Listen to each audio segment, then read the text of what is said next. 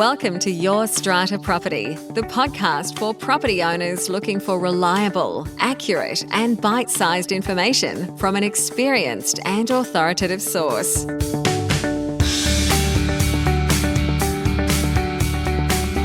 Hello and welcome. I'm Amanda Farmer and I have with me today Reena Van Alst from Strata Central. Hi, Reena. Hi, Amanda. How are you? I am great. This episode is going out to everybody in what I think is probably the last week of the business year. Christmas is just around the corner. You're shutting up shop soon, Reena? Yes, we are actually on the 21st of December, so we're actually looking forward to that. I think everyone's had a really tough year this year, I think, in terms of workload and things happening in Strata, a lot of changes. So, yeah, it's a welcome event coming up for all of us, I think, having time off. You close for a couple of weeks? Yeah, 2.5 weeks, which is great. But we wish we could actually close like lawyers do for 3 or 4. But unfortunately, I would hate to think what we'd come back to if that was the case. Yes, I'm sure your inboxes are overflowing and it's a little bit scary when you open them up there in 2024. Well, I hope you do have a rest and a well-deserved break, as many of our Strata Manager listeners will be doing as well. We're going to wrap up the year sharing our wins and our challenges. Hit me with your challenge for this week, Reena. The challenge for this week, Amanda, is one that I actually haven't had before. So even though I've been doing this job for 23 years now, I think there's always something new that happens that you've never really come across.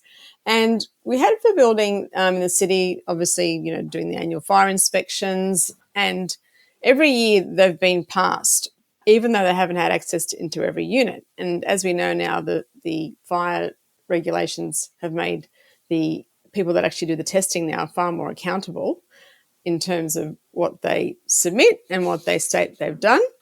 And so this year we had an event where one of the owners would not allow access because he's got OCD and he won't allow anyone into his apartment. So we were quite concerned. We let the insurer know, we put the insurer on notice, and they said, well, just keep us up to date as to what happens with the City of Sydney Council when you go to submit the AFSS. Mm-hmm. And as I had probably assumed, the council said, well, no, this is not an acceptable AFSS, even though every other measure has been ticked off and has been certified. There's one apartment you haven't accessed and therefore we need that to be done. And the building manager said, well, I'm sorry, but they won't let us in. And the answer to that, well, that's your problem, basically. You've got powers under the Act to get access. So if you have to do that, you have to use them. So we had to actually submit a stay of PIN to avoid a penalty being issued by council on the basis of this reason. So that's a stay of PIN, PIN, penalty yes. Infringement notice, I'm guessing? Yes. Yep. And not all councils enforce this aspect of it. Some councils will say, oh, well, that's fine, just let us know when it's done and we'll give you another month to get it done. But City of Sydney is very strict council in that respect, and I can understand why, having a lot of high-rise buildings and the recent fire that was in Surrey Hills, I think, has really added an extra element of compliance where there may have been some leeway given to buildings for certain reasons that sort of now really stopped. They're quite strict. So under Section 123, access for fire safety inspections, we obviously wrote to the owner and said, we have a legal right to enforce this and to come in and do the inspection.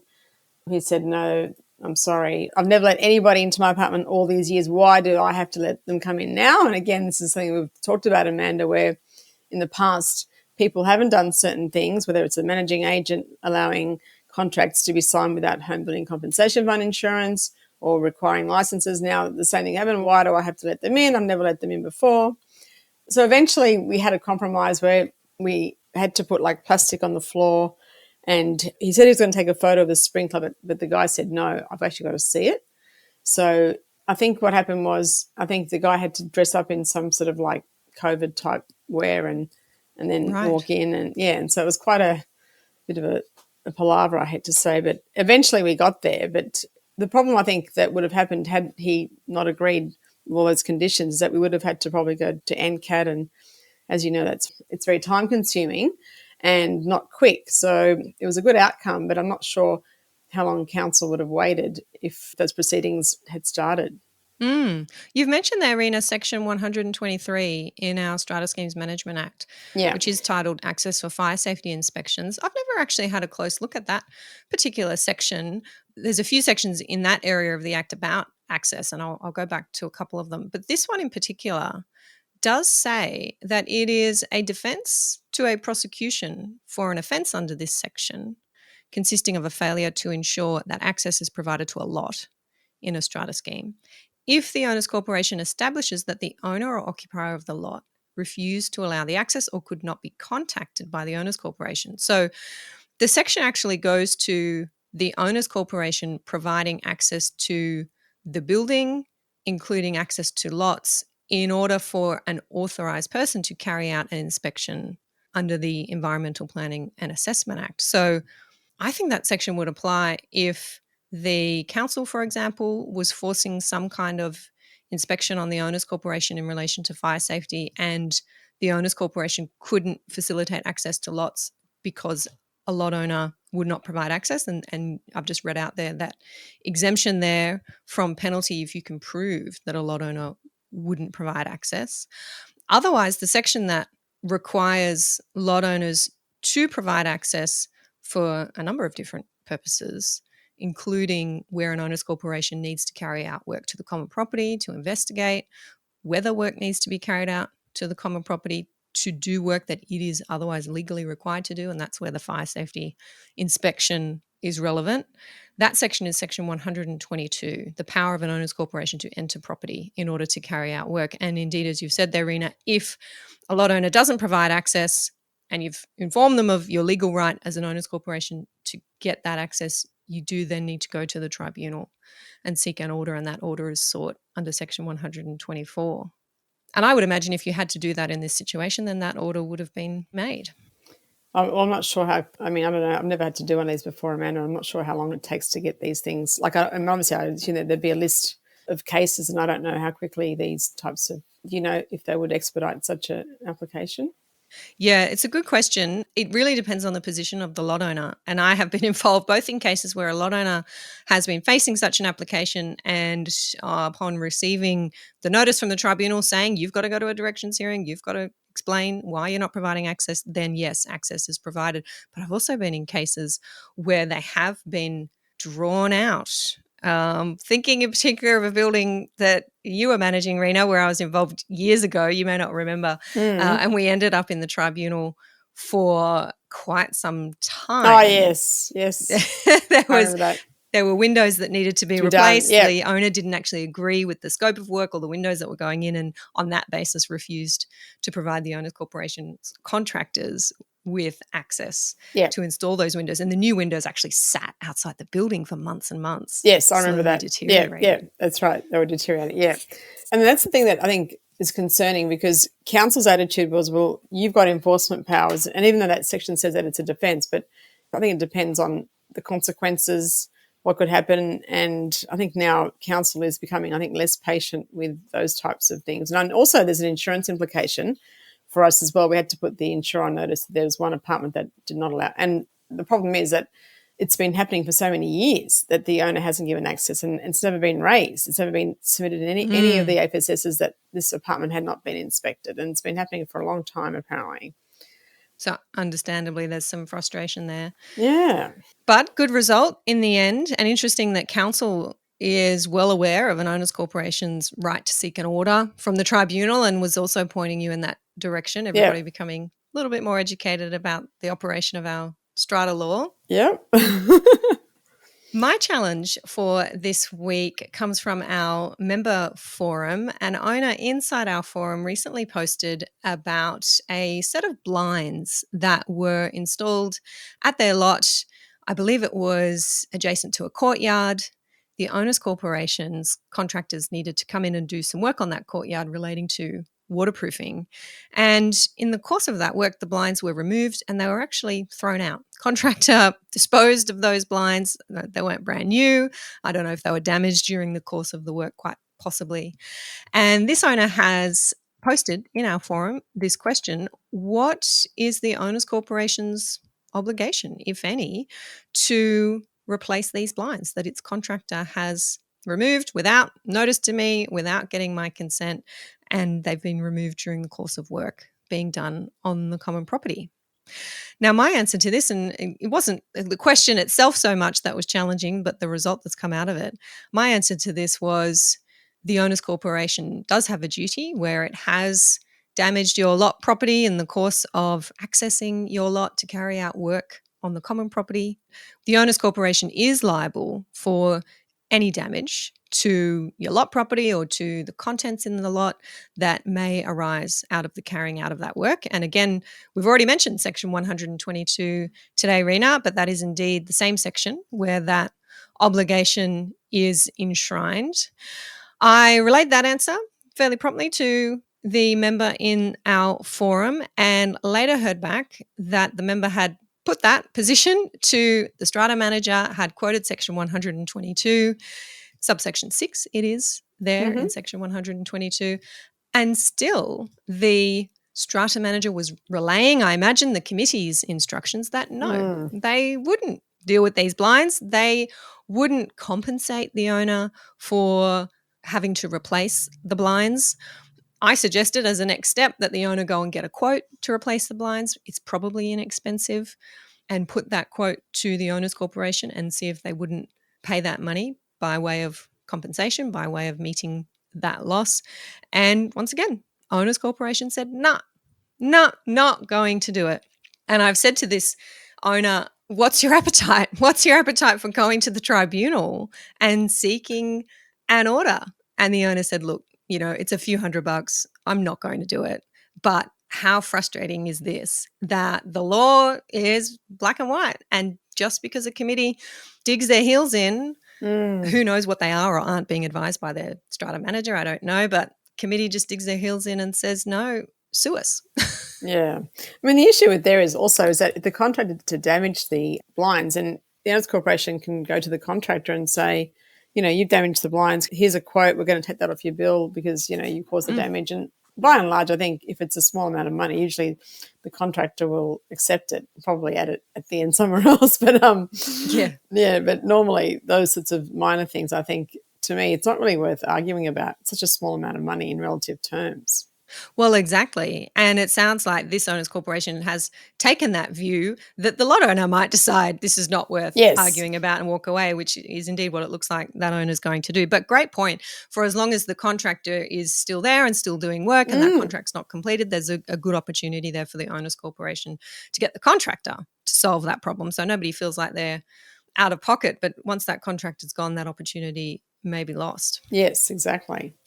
It's something that John Minns, our Strata and Property Services Commissioner, raised in our chat just a few weeks ago in saying that there are some parties in our dispute resolution system that do manipulate the system. And I asked him to go a little deeper on that and said, John, are you talking about owners corporations who know how hard it is and expensive and time-consuming it is for lot owners to bring claims in the tribunal? And essentially they sit back, wait for the minority to make that claim if they're ever going to make it, and then ultimately comply, meet their legal obligation once the owner has gone to that time, trouble and expense. And that's not right. That's not how it should be.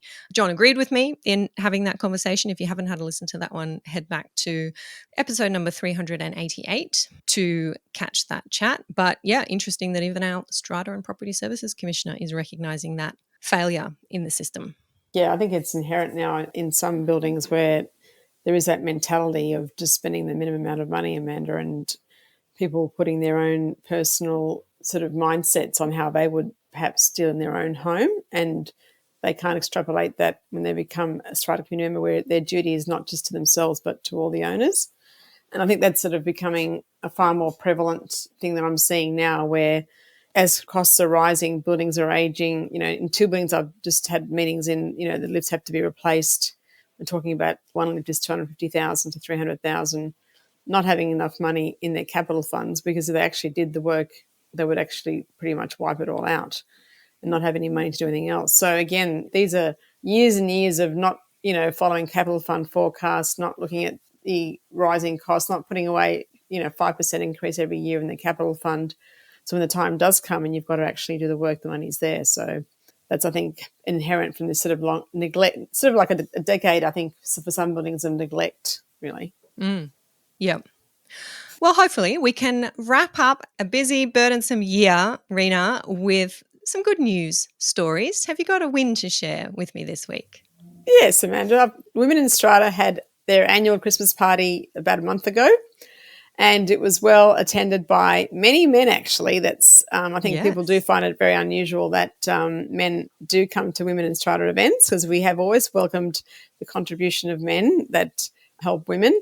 And many of the men actually were saying that they were highly surprised at the welcome that they received at Women in Strata events, because I think sometimes there's been a perception by some people that it's only for women and, men aren't really encouraged to come, which is the opposite. So it was a great evening. It was great food. We had at the Ivy Penthouse. We got to catch up with lots of people perhaps that we don't normally see. And I met some new people as well. So, I just wanted to sort of share that with all our listeners, and for those managers that perhaps haven't come to events before, it's a really good way to meet your peers and share stories and have a nice time.